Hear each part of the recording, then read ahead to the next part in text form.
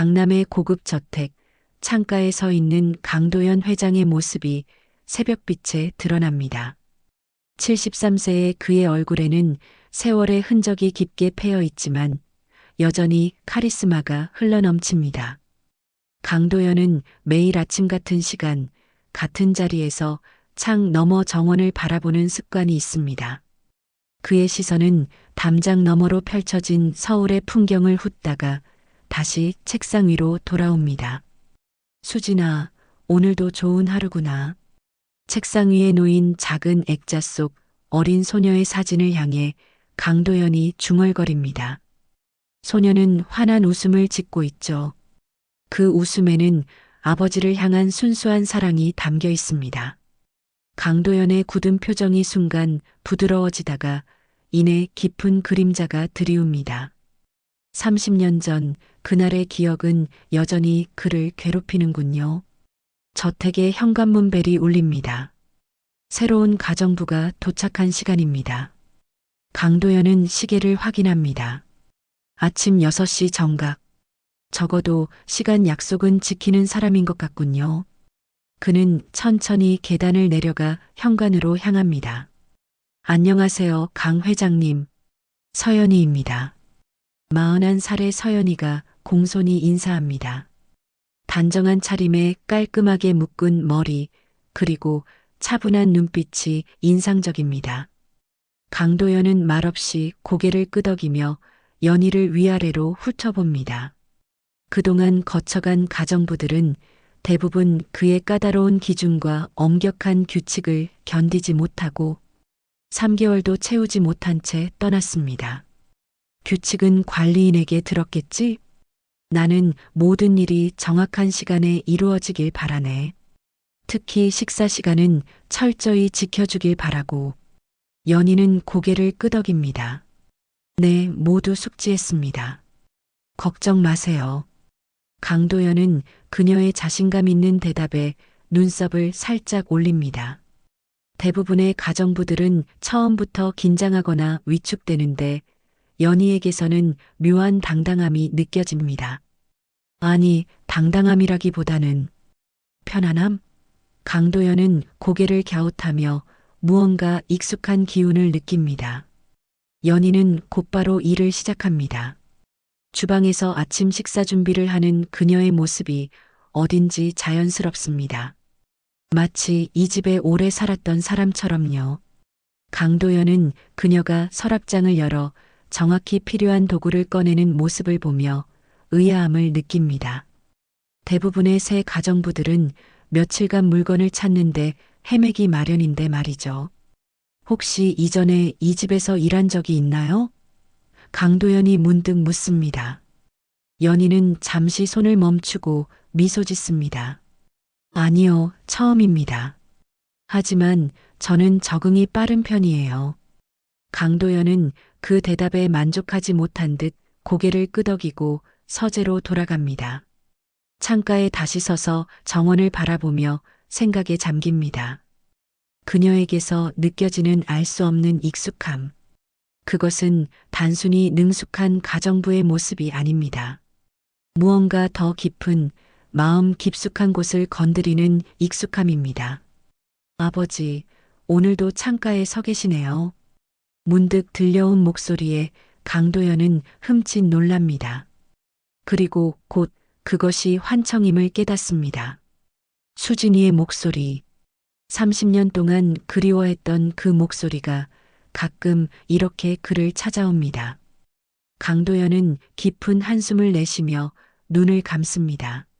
아침 7시 30분 강도연은 식탁에 앉아 정확한 시간에 차려진 아침 식사를 바라봅니다. 모든 것이 그가 평소 즐기던 방식 그대로입니다. 밥그릇은 오른쪽, 국그릇은 왼쪽, 반찬들은 크기와 색상별로 정확히 배치되어 있죠. 강도연은 무심코 고개를 끄덕입니다. 이전 가정부가 알려준 건가요? 그가 조용히 묻습니다. 연희는 미소를 지으며 답합니다. 아니요, 관리인에게 회장님의 식사 습관을 물어봤어요. 세세한 부분까지 알려주시더군요. 강도연은 그저 고개를 끄덕이며 식사를 시작합니다. 그의 식사 방식도 독특합니다. 언제나 밥 한 숟가락, 국 한 숟가락, 그리고 반찬 순으로 정확한 순서가 있습니다. 이런 그의 강박적인 습관은 평생을 통제와 규율 속에 살아온 기업인의 흔적이기도 하죠. 일주일이 지나고 연희는 놀라울 정도로 강도연의 생활 패턴에 적응해 있습니다. 그의 세세한 습관까지 파악하고 그에 맞춰 움직이는 모습이 마치 오랜 시간 함께 살아온 사람 같습니다. 강도연은 아침 5시에 일어나 정원을 산책하는 것을 좋아합니다. 연희는 이미 그 시간에 맞춰 따뜻한 물을 준비해 두죠. 그는 매일 아침 신문을 펼쳐 경제면부터 읽습니다. 연희는 신문이 도착하면 다림질을 해서 책상 위에 올려놓습니다. 어느 날 밤 강도연은 평소보다 늦게까지 서재에서 일하고 있었습니다. 문득 차 한 잔이 생각났지만 이미 늦은 시간이라 연희를 부르기가 망설여졌죠. 그때 노크 소리와 함께 문이 열렸습니다. 회장님, 차 가져왔습니다. 연희가 그의 최애 차인 진달래차를 들고 들어왔습니다. 강도연은 놀란 눈으로 그녀를 바라봅니다. 어떻게 알았지? 연희는 부드럽게 미소 지었습니다. 밤에 일하실 때는 항상 따뜻한 차를 찾으시더라고요. 특히 이 시간쯤엔 진달래차를 즐기시는 것 같아서요. 강도연은 말없이 차를 받아들었습니다. 그의 마음속에 묘한 감정이 일렁입니다. 고마움과 함께 어딘가 불편한 감정. 어쩌면 그것은 누군가에게 자신의 습관을 파악당했다는 느낌 때문인지도 모릅니다. 평생을 타인과 일정한 거리를 두고 살아온 그에게 자신의 내면을 들여다보는 듯한 누군가의 존재는 낯설고 당혹스러운 일이니까요. 하지만 시간이 지날수록 강도연은 연희의 섬세한 배려에 조금씩 마음을 열게 됩니다. 그녀의 존재가 이 차가운 저택에 묘한 온기를 불어넣고 있다는 사실을 부정할 수 없었죠. 그리고 무엇보다 그녀에게서 느껴지는 그 익숙함이 점점 강해졌습니다. 어느 날 아침 강도연은 책상 위에 놓인 수진의 사진을 보며 문득 깨달았습니다. 연희의 웃는 모습, 특히 눈가에 잡히는 주름과 입꼬리가 올라가는 방식이 수진과 닮았다는 것을요. 물론 나이 차이가 있어 정확히 같을 수는 없지만 그 미소의 느낌은 너무나 비슷했습니다. 말도 안 돼. 강도연은 중얼거렸습니다. 그것은 분명 우연의 일치일 뿐이라고 자신을 설득하려 했지만 한번 생긴 의심은 쉽게 가라앉지 않았습니다. 식사 시간 강도연은 평소보다 더 자세히 연희를 관찰했습니다. 그녀가 물을 따르는 방식, 걸음걸이, 심지어 습관적으로 머리카락을 귀 뒤로 넘기는 작은 제스처까지 모두가 어딘가 수진을 떠올리게 했습니다. 하지만 그것은 가능할 리 없었죠. 수진은 이미 오래전에 사라졌으니까요. 그리고 연희는 41살, 수진은 지금 살아있다면 36살이어야 합니다. 회장님, 괜찮으세요? 안색이 좋지 않네요. 연희의 걱정스러운 목소리에 강도연은 정신을 차렸습니다. 괜찮네. 그저 옛 생각이 났을 뿐이야. 강도연은 목을 가다듬었습니다. 그는 이런 헛된 상상을 접어야 한다고 생각했습니다. 그렇게 몇 주가 더 지났고 연희는 이제 완전히 저택의 일부가 된 것 같았습니다. 다른 가정부들과 달리 그녀는 강도연의 까다로운 성격에도 전혀 동요하지 않았고 오히려 그의 기분과 상태를 미리 파악하고 대응하는 능력이 뛰어났습니다. 마치 내 딸 같군. 어느 날 밤 강도연은 자신도 모르게 이런 생각을 하게 되었습니다. 그 순간 가슴 한편이 묘하게 아려왔습니다. 30년간 지워버리려 했던 상처가 다시 벌어지는 듯한 느낌이었죠. 늦은 밤 강도연의 방에서 무언가 쓰러지는 소리가 들렸습니다. 평소 같으면 조용한 시간, 그 소리는 저택 전체에 울려 퍼졌습니다. 연희는 본능적으로 달려갔습니다. 문을 열자 바닥에 쓰러져 있는 강도연이 보였습니다. 얼굴은 창백하고 숨은 거칠었죠. 그는 가슴을 움켜쥐고 고통스러워하고 있었습니다. 회장님, 연희의 목소리가 다급했습니다. 그녀는 재빨리 강도연의 상태를 확인했습니다. 맥박이 불규칙하고 호흡이 얕아진 상태. 연희는 즉시 구급차를 불렀고 그 사이 강도연을 편안한 자세로 눕히고 옷을 느슨하게 풀어주었습니다. 괜찮으세요? 제 목소리 들리시나요? 연희가 강도연의 손을 꼭 잡으며 물었습니다. 강도연은 희미하게 고개를 끄덕였습니다. 그의 눈에는 놀라움과 함께 묘한 안도감이 어려 있었습니다. 니트로글리세린. 강도연이 힘겹게 말했습니다. 연희는 즉시 그의 서랍장으로 가서 약을 찾아냈습니다. 그녀는 정확히 어디에 있는지 알고 있는 것처럼 행동했죠. 약을 강도연의 혀 밑에 넣어 주었고 몇 분 후 그의 상태는 조금 안정되기 시작했습니다. 구급차가 도착했고 강도연은 병원으로 이송되었습니다. 연희는 그의 곁을 한순간도 떠나지 않았습니다. 병원에 도착해 여러 검사를 받은 후 의사는 심근경색 초기 증상이었다고 진단했습니다. 다행히 빠른 대처로 큰 손상은 피할 수 있었다고 합니다. 정말 운이 좋으셨어요. 의사가 말했습니다. 가정부분이 아주 적절하게 대처하셨네요. 니트로글리세린을 제때 투여하지 않았다면 상황이 훨씬 나빠졌을 겁니다. 강도연은 병실에 누워 천장을 바라보며 생각에 잠겼습니다. 어떻게 연희가 그의 약이 어디 있는지 알았을까? 그리고 어떻게 그녀는 정확히 무엇을 해야 할지 알고 있었을까? 이런 의문들이 그의 머릿속을 맴돌았습니다. 다음 날 아침 병실 문이 열리고 예상치 못한 방문객이 들어왔습니다. 그의 조카 강민석이었습니다. 38살의 강민석은 강그룹의 전무이자 강도연의 동생의 아들입니다. 그는 늘 매끈한 양복 차림에 완벽하게 정돈된 모습으로 다니죠. 삼촌, 많이 놀랐습니다. 어떻게 지내세요? 강민석이 걱정스러운 표정으로 물었습니다. 하지만 그의 눈빛에는 다른 감정이 숨어 있었습니다. 보다시피 멀쩡하네. 작은 해프닝이었을 뿐이야. 강도연이 담담하게 대답했습니다.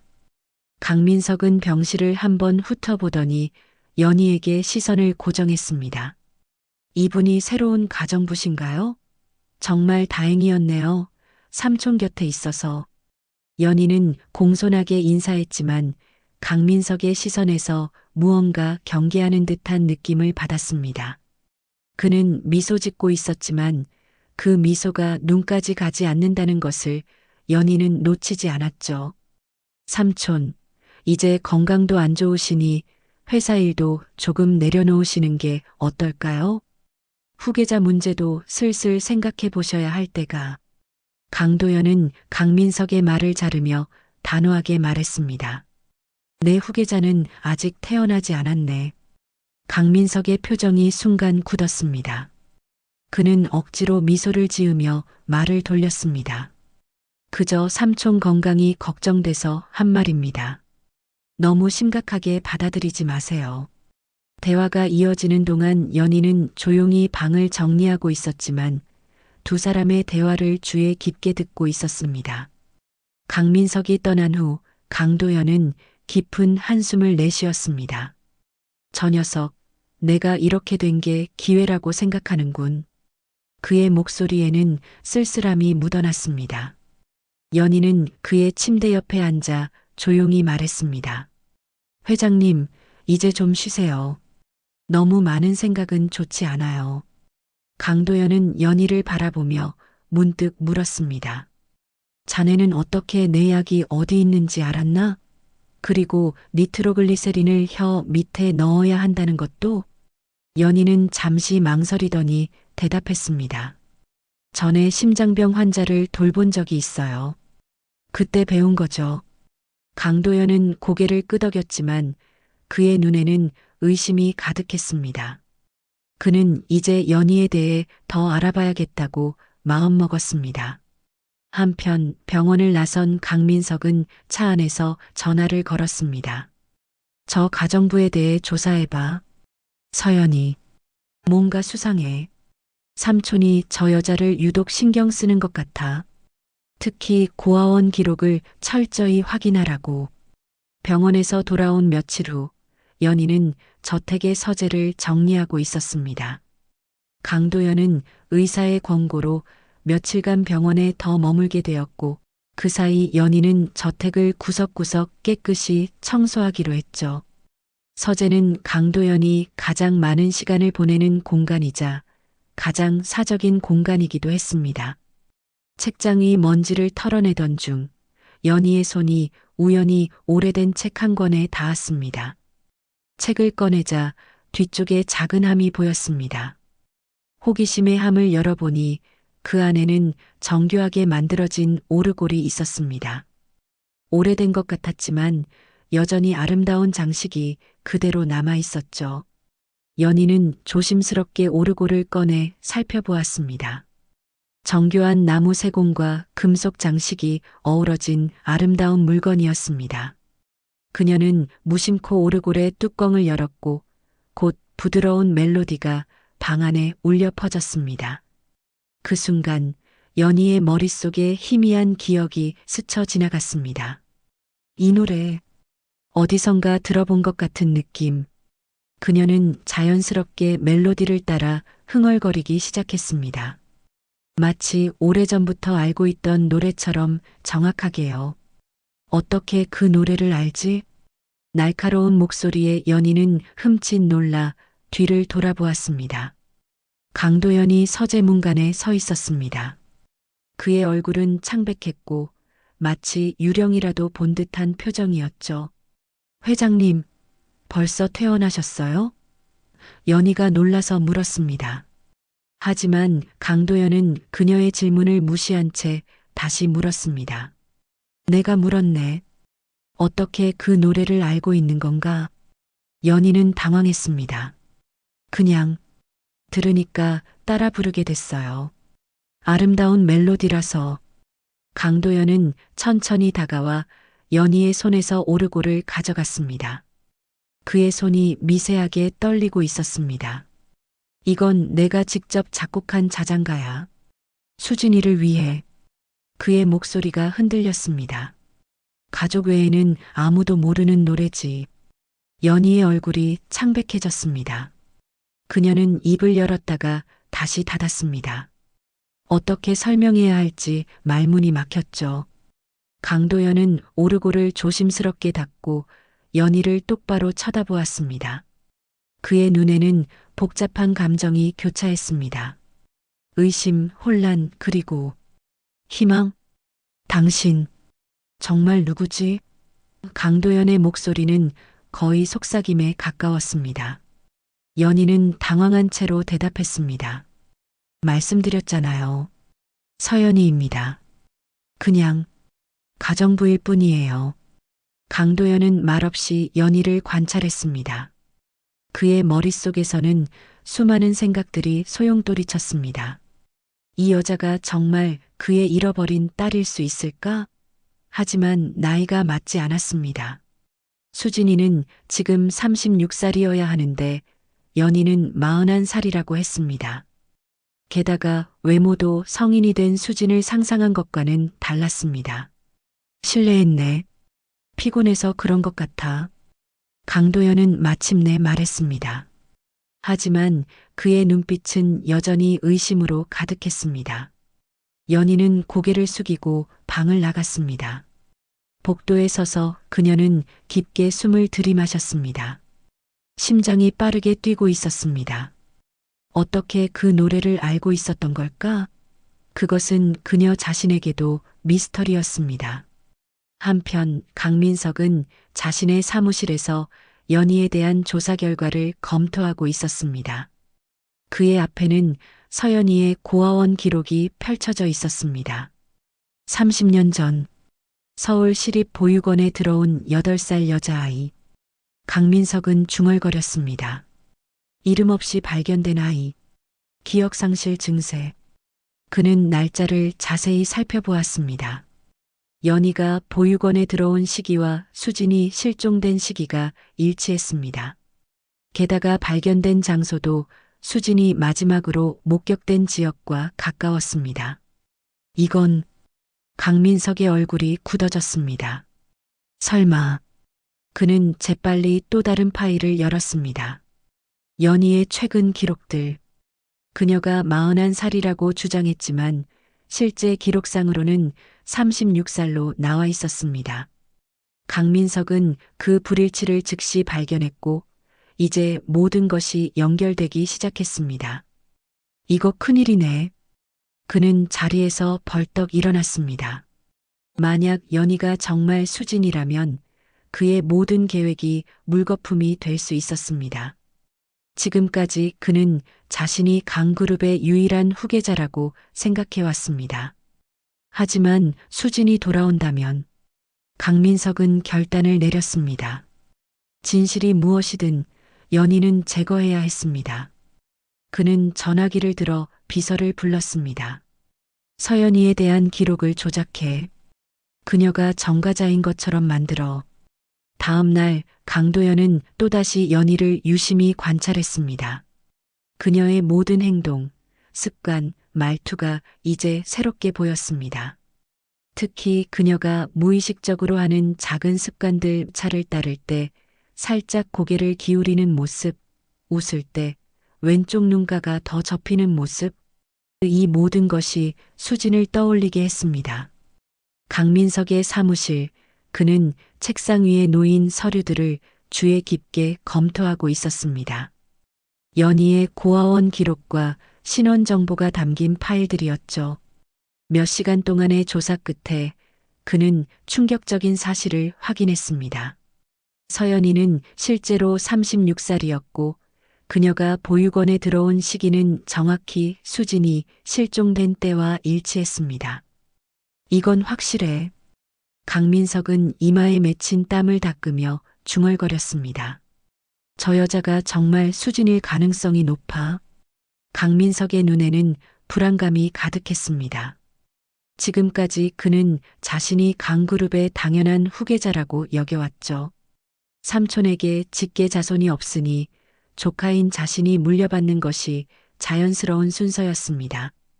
하지만 만약 수진이 돌아온다면 그의 모든 계획, 꿈, 야망이 한순간에 무너질 수 있었습니다. 절대 그럴 수 없어. 강민석은 결심했습니다. 그는 어떻게든 연희를 제거해야 했습니다. 하지만 직접적인 행동은 위험했습니다. 더 교묘한 방법이 필요했죠. 며칠 후 강도연은 아침 식사를 하던 중 강민석으로부터 긴급한 전화를 받았습니다. 삼촌, 정말 죄송합니다만 중요한 이야기가 있습니다. 강민석의 목소리는 진지했습니다. 서연이라는 사람에 대해 알아보았는데 좋지 않은 소식이 있어요. 강도연의 표정이 굳었습니다. 무슨 말이지? 강민석은 잠시 침묵했다가 조심스럽게 말을 이었습니다. 그녀는 전과자입니다. 노인을 상대로 한 사기 전과가 있어요. 부유한 노인들에게 접근해 신뢰를 얻은 후 재산을 노리는. 강도연은 말없이 전화를 끊었습니다. 그의 얼굴은 표정을 읽을 수 없을 정도로 굳어 있었습니다. 식탁 건너편에서 연희가 그를 걱정스럽게 바라보고 있었습니다. 무슨 일 있으세요, 회장님? 연희가 조심스럽게 물었습니다. 강도연은 무거운 한숨을 내쉬었습니다. 연희 씨, 잠시 자리에 앉기에. 연희는 의아한 표정으로 자리에 앉았습니다. 강도연은 그녀를 똑바로 바라보며 물었습니다. 자네에게 전과가 있나? 연희의 눈이 커졌습니다. 네, 무슨 말씀이신지 솔직하게 말해보게. 이전에 다른 노인들을 속인 적이 있나? 강도연의 목소리는 차갑고 날카로웠습니다. 연희는 충격받은 표정으로 고개를 세차게 저었습니다. 절대 아닙니다. 제가 왜 그런 일을, 누가 그런 말을 했죠? 강도연은 그녀의 반응을 주의 깊게 관찰했습니다. 그는 오랜 세월 비즈니스 세계에서 수많은 거짓말쟁이들을 만나왔습니다.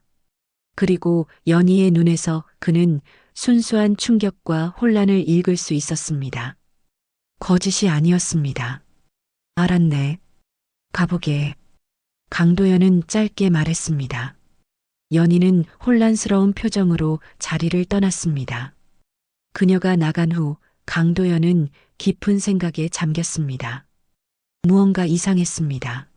만약 연희가 정말 사기꾼이라면 그녀는 지금쯤 변명을 늘어놓거나 눈물을 보이며 연기를 했을 것입니다.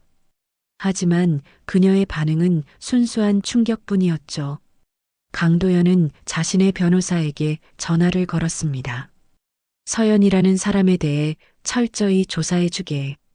특히 그녀의 과거와 신원에 관한 모든 것을 알고 싶네. 며칠이 지났고 변호사로부터 보고가 왔습니다. 서연이의 과거에는 어떠한 범죄 기록도 없었습니다. 오히려 그녀는 여러 노인 복지시설에서 봉사활동을 한 기록이 있었죠. 강도연은 강민석이 제공한 정보가 조작되었다는 사실을 확인했습니다. 그 녀석 대체 무슨 속셈이지? 강도연은 의아해했습니다. 한편 강민석은 첫 번째 계획이 실패했다는 것을 알고 더 위험한 두 번째 계획을 세우고 있었습니다. 그는 강도연의 생일이 며칠 앞으로 다가왔다는 것을 알고 있었습니다. 그리고 그는 강도연이 전복죽을 특히 좋아한다는 것도 알았죠. 이번엔 실패하지 않을 거야. 강민석은 자신의 의사 친구에게 전화를 걸었습니다. 여기서 전복과 강도연 회장의 심장약 사이에 위험한 상호작용이 있을 수 있나? 며칠 후 강도연의 74번째 생일이 되었습니다. 저녁에는 작은 축하 모임이 준비되었고 강민석은 특별히 전복죽을 가져왔습니다. 삼촌, 생신 축하드립니다. 삼촌이 가장 좋아하시는 전복죽을 준비했어요. 강민석은 미소를 지으며 말했습니다. 연희는 그 모습을 지켜보다가 문득 약사의 말이 떠올랐습니다. 얼마 전 강도연의 약을 받으러 갔을 때 약사가 특별히 당부했던 말이었죠. 이 약은 일부 해산물과 함께 섭취하면 위험할 수 있어요. 특히 전복 같은 것은 피하셔야 합니다. 연희의 얼굴이 창백해졌습니다. 그녀는 강도연이 숟가락을 들기 직전에 재빨리 그의 팔을 잡았습니다. 드시면 안 됩니다. 연희의 목소리가 다급했습니다. 회장님의 약과 전복은 위험한 상호작용이 있어요. 방 안의 모든 사람들이 놀란 표정으로 연희를 바라보았습니다. 강민석의 얼굴이 순간 굳었다가 곧 미소를 지었습니다. 무슨 말도 안 되는 소리를. 삼촌은 늘 전복죽을 드셨잖아요. 그가 가볍게 웃으며 말했습니다. 하지만 강도연은 연희의 진지한 표정을 보고 잠시 생각에 잠겼습니다. 확인해보자. 내 주치의에게 전화해보게. 저녁 식사 자리는 갑작스런 긴장감으로 가득 찼습니다. 강도연은 자신의 주치의에게 전화를 걸었고 의사는 연희의 말을 확인해 주었습니다. 최근 변경된 심장약은 전복과 같은 특정 해산물과 함께 섭취하면 심각한 부작용을 일으킬 수 있다는 것이었습니다. 민석, 이게 어떻게 된 일인가? 강도연의 목소리는 차갑게 가라앉았습니다. 그의 눈빛은 날카로웠고 오랜 경험에서 우러나오는 직관이 위험을 감지했습니다. 강민석은 당황한 기색을 감추지 못했습니다. 제가 어떻게 알았겠어요, 삼촌? 그냥 좋아하시는 음식이라 준비한 건데. 강도연은 말없이 강민석을 바라보았습니다. 30년 넘게 기업을 경영하며 수많은 거짓말쟁이들을 상대해온 그였습니다. 그는 강민석의 눈에서 동요와 거짓을 읽을 수 있었죠. 모두 나가주게. 강도연이 조용히 말했습니다. 하인들과 기타 직원들이 서둘러 식당을 빠져나갔습니다. 오직 강도연, 강민석, 그리고 연희만이 남았습니다. 연희 씨, 자네도 잠시 나가주게. 연희는 잠시 망설이다가 고개를 끄덕이고 방을 나갔습니다. 문이 닫히자 강도연은 깊은 한숨을 내쉬었습니다. 민석아, 내가 날 죽이려 했다는 건 아니겠지? 강민석의 얼굴이 창백해졌습니다. 삼촌, 무슨 말씀을? 그냥 실수였을 뿐이에요. 제가 어떻게 그런 끔찍한 생각을. 그럼 왜 연희에 대한 거짓 정보를 내게 제공했지? 강도연이 날카롭게 물었습니다. 내 변호사가 확인해 봤네. 그녀에게는 어떤 전과도 없어. 강민석은 말문이 막혔습니다. 그의 계획이 하나씩 무너지고 있었죠. 하지만 그는 쉽게 포기할 사람이 아니었습니다. 삼촌, 저는 그저 걱정했을 뿐입니다. 갑자기 나타난 낯선 여자가 삼촌에게 접근하는 것이 의심스러웠어요. 그리고 그는 잠시 망설이다가 마지막 패를 꺼내들었습니다. 그녀가 수진 사촌과 닮았다고 생각하지 않으세요? 강도연의 눈이 커졌습니다. 내가 어떻게 알지? 저도 눈치챘어요. 그리고 조사해보니 강민석은 거짓으로 꾸며낸 이야기를 풀어놓기 시작했습니다. 그녀는 고아원 출신이 맞습니다. 하지만 나이가 맞지 않아요. 그녀는 36살이 아니라 41살입니다. 수진 사촌이 살아있다면 36살이었을 테니 그녀가 수진일 리 없어요. 강도연은 혼란스러운 표정을 지었습니다. 그는 내심 연희가 자신의 딸일지도 모른다는 희망을 품고 있었지만 강민석의 말은 그 희망을 산산조각 내는 것 같았습니다. 대화가 끝난 후 강도연은 자신의 서재로 돌아와 깊은 생각에 잠겼습니다. 그는 책상 서랍을 열어 작은 상자를 꺼냈습니다. 그 안에는 수진의 아기 때 머리카락이 담겨 있었습니다. 그는 오랫동안 이것을 보관해왔지만 사용할 일은 없을 거라 생각했죠. 하지만 지금 그는 결단을 내렸습니다. 다음 날 아침 강도연은 자신의 주치의를 불렀습니다. 한 가지 부탁이 있네. 비밀리에 DNA 검사를 해야 하네. 의사는 놀란 표정을 지었지만 곧 이해했습니다. 연희 씨의 DNA와 비교하고 싶으신 건가요? 강도연은 고개를 끄덕였습니다. 정확하네. 하지만 누구에게도 말하지 말게. 특히 민석에게는.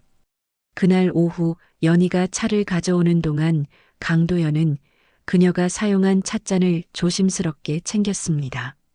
그리고 그것을 의사에게 전달했죠. 이제 기다리는 일만 남았습니다. 며칠이 지났고 강도연은 점점 초조해졌습니다. 연희를 볼 때마다 그는 자신의 딸의 모습을 찾으려 했지만 동시에 강민석의 말도 떠올랐습니다. 만약 연희가 정말 사기꾼이라면? 만약 그가 단지 딸을 그리워하는 노인의 마음을 이용하는 것이라면? 마침내 검사 결과가 도착했습니다.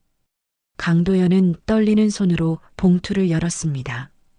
그리고 그 내용을 읽자마자 그의 눈에서 눈물이 흘러내렸습니다. 99.9% 일치. 그는 중얼거렸습니다. 수진아, 정말 너였구나. 그는 자리에서 일어나 창가로 걸어갔습니다. 30년간의 고통과 그리움이 한순간에 밀려왔습니다. 그의 딸, 그가 그토록 찾아 헤매던 아이가 바로 곁에 있었던 것입니다. 하지만 왜 연희는 자신의 정체를 밝히지 않았을까요? 그녀는 정말 자신이 수진이라는 사실을 모르는 걸까요?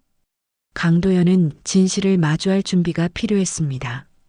그는 먼저 강민석의 거짓말을 밝혀야 했습니다. 그는 연희의 실제 나이와 고아원 기록을 다시 한번 조사하도록 지시했고 결과는 명확했습니다. 연희는 정확히 36살이었으며 그녀가 보육원에 들어온 시기는 수진이 실종된 때와 일치했습니다. 더 놀라운 것은 고아원 기록의 일부가 의도적으로 조작되었다는 증거였습니다. 원본 기록에는 목격자에 의하면 8살 추정, 기억상실 상태라고 적혀 있었지만 누군가가 이 부분을 13살 추정으로 변경했었죠. 변호사는 이 조작이 최근에 이루어졌다는 증거도 발견했습니다. 민서? 강도연은 분노와 배신감으로 주먹을 꽉 쥐었습니다. 그의 조카가 이런 짓을 저질렀다는 사실이 믿기지 않았습니다. 이제 한 가지만 남았습니다. 연희, 아니 수진과 마주하는 일. 그녀는 자신의 과거를 기억하고 있을까요? 아니면 정말로 자신이 누구인지 모르는 걸까요? 강도연은 그녀를 어떻게 대면해야 할지 깊은 고민에 빠졌습니다. 다음 날 아침 저택은 평소보다 더 조용했습니다. 강도연은 식사도 거르고 서재에 머물렀습니다. 그는 창밖을 바라보며 수십 년간 품어온 모든 감정을 정리하려 애쓰고 있었죠. 딸을 잃은 슬픔, 그녀를 찾지 못한 자책감, 그리고 이제 찾았다는 믿기지 않는 기쁨까지. 오전 11시 그는 마침내 결심했습니다. 책상 위에 DNA 검사 결과와 조작된 고아원 기록을 꺼내놓고 연희를 불렀습니다. 부르셨습니까, 회장님? 연희가 조용히 문을 열고 들어왔습니다. 강도연은 그녀를 바라보았습니다. 지금 보니 더욱 분명했습니다. 그녀의 눈매, 콧날의 모양, 심지어 미소 짓는 방식까지 모두 그의 아내와 닮아 있었습니다. 어떻게 이제야 알아볼 수 있었을까요? 안께 연희 씨. 그가 맞은편 의자를 가리켰습니다. 아니, 이제 그렇게 부르면 안 되겠군. 연희는 의아한 표정으로 앉았습니다. 무슨 말씀이신지. 강도연은 깊게 숨을 들이마시고 DNA 검사 결과를 그녀에게 밀어주었습니다. 이걸 보게. 연희는 조심스럽게 서류를 집어들었습니다. 그녀의 눈이 점점 커지기 시작했고 손이 미세하게 떨리기 시작했습니다. 이게 무슨 의미인가요? 그녀의 목소리가 흔들렸습니다.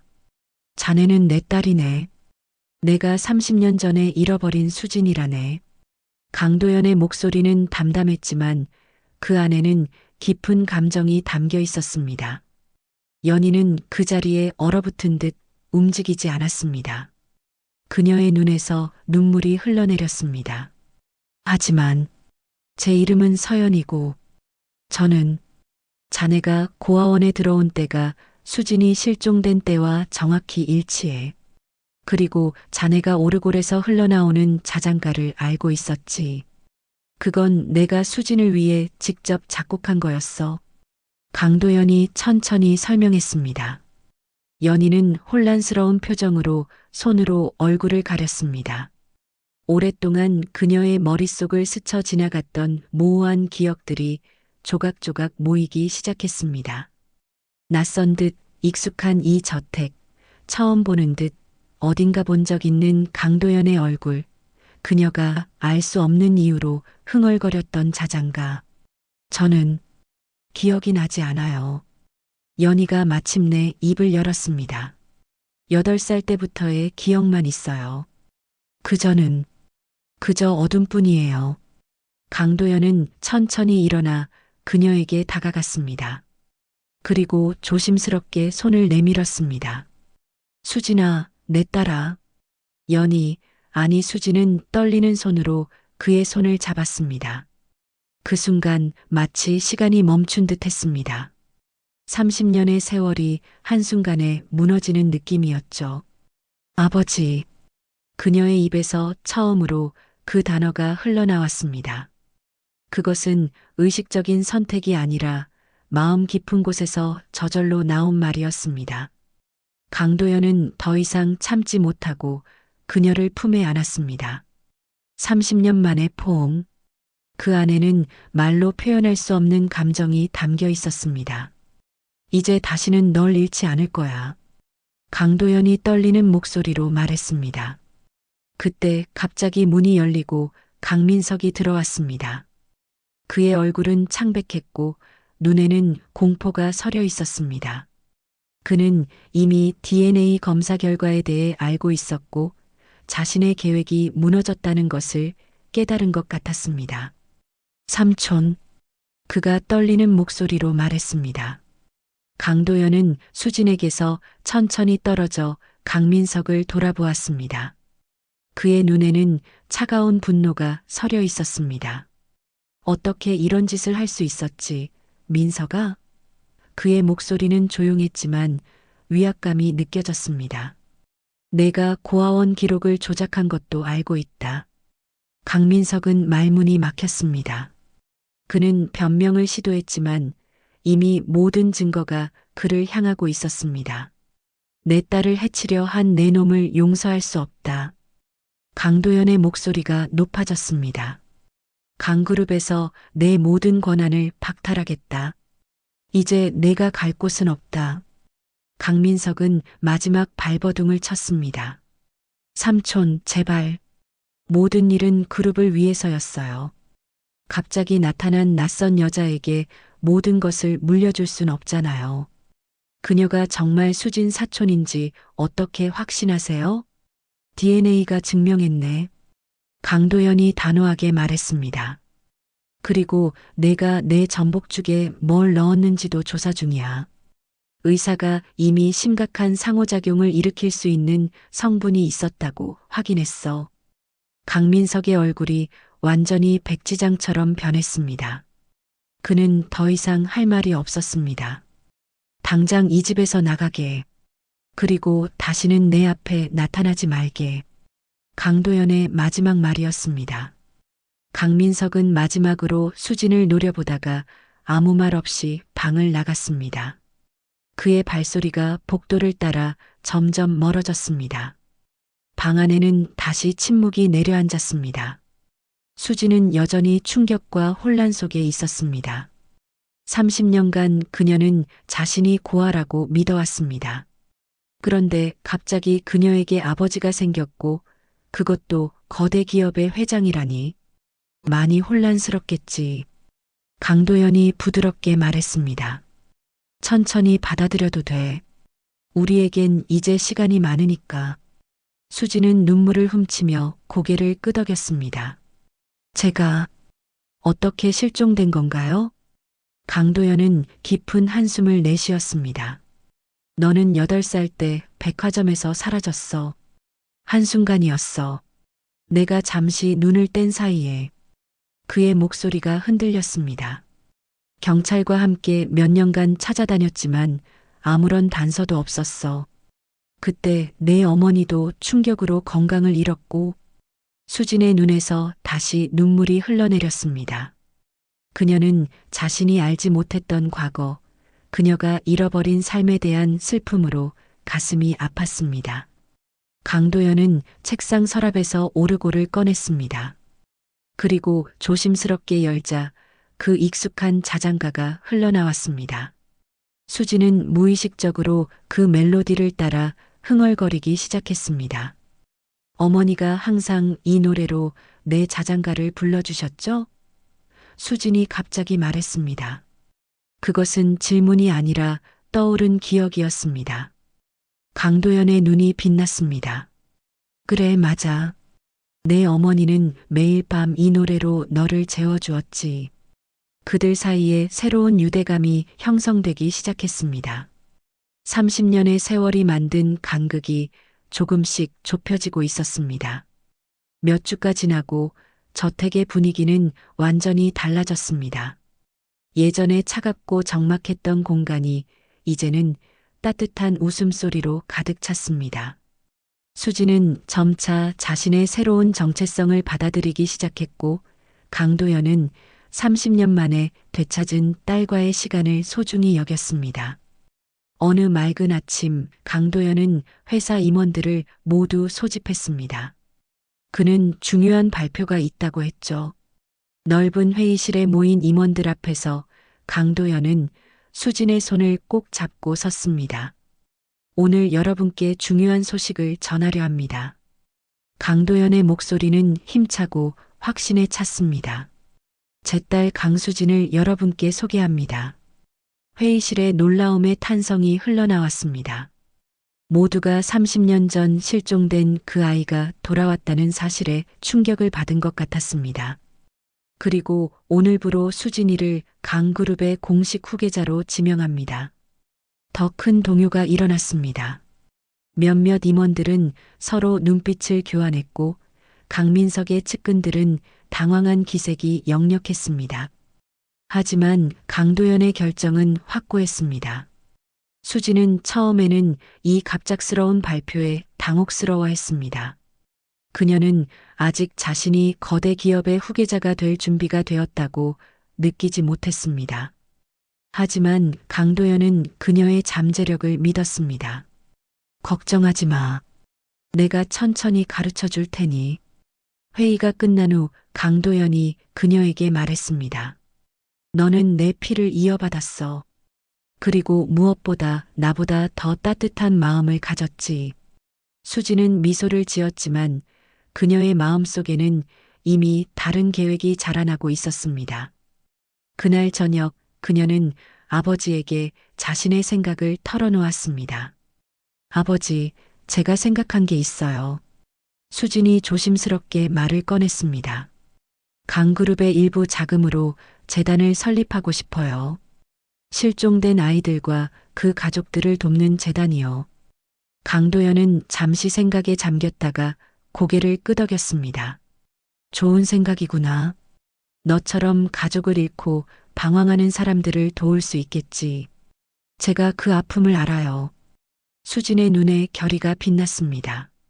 아무도 저처럼 오랫동안 헤매지 않도록 돕고 싶어요. 강도연은 딸의 손을 꼭 잡았습니다. 그는 그녀가 자신보다 더 나은 리더가 될 것임을 확신했습니다. 수지는 단지 사업적 수완뿐만 아니라 진정한 공감 능력과 사회적 책임감을 가진 인물이었으니까요. 몇 달이 지나고 수진 재단이 공식적으로 출범했습니다. 이 재단은 실종자 찾기, 트라우마 치료, 그리고 가족재해 프로그램 등을 지원했습니다. 수지는 이 재단의 모든 활동에 직접 참여했고 그녀의 이야기는 많은 사람들에게 희망을 주었습니다. 한편 강민석은 그룹에서 물러난 후 해외로 떠났다는 소식이 들려왔습니다. 그는 자신의 행동에 대한 법적 처벌을 피해 도망친 것 같았습니다. 강도연은 조카의 배신에 깊은 상처를 받았지만 수지는 언젠가 그가 자신의 잘못을 뉘우치길 바랐습니다. 어느 날 강도연은 수진에게 특별한 제안을 했습니다. 수진아, 오늘 함께 가볼 곳이 있구나. 그들은 함께 차를 타고 서울의 한 주상복합 건물에 도착했습니다. 그곳은 30년 전 수진이 실종되었던 바로 그 백화점이 있던 자리였습니다. 지금은 새로운 건물이 들어서 있었지만 강도연에게는 여전히 고통스러운 기억이 남아있는 장소였습니다. 여기가 그때 내가 사라졌던 곳이구나. 강도연의 목소리가 떨렸습니다. 수지는 아버지의 손을 꼭 잡았습니다. 이제는 슬픈 기억으로 남겨두지 말아요. 수진이 말했습니다. 우리는 서로를 다시 찾았어요. 이제 새로운 추억을 만들어가요. 두 사람은 한동안 그곳에 서서 과거와 화해하는 시간을 가졌습니다.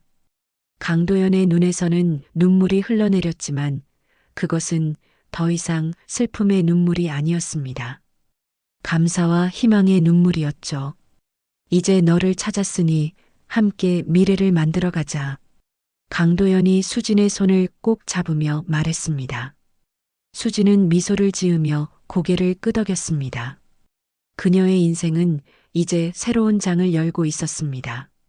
잃어버린 과거에 대한 슬픔은 여전히 그녀 안에 있었지만 이제 그것은 그녀를 약하게 만드는 것이 아니라 더 강하게 만드는 원동력이 되었습니다.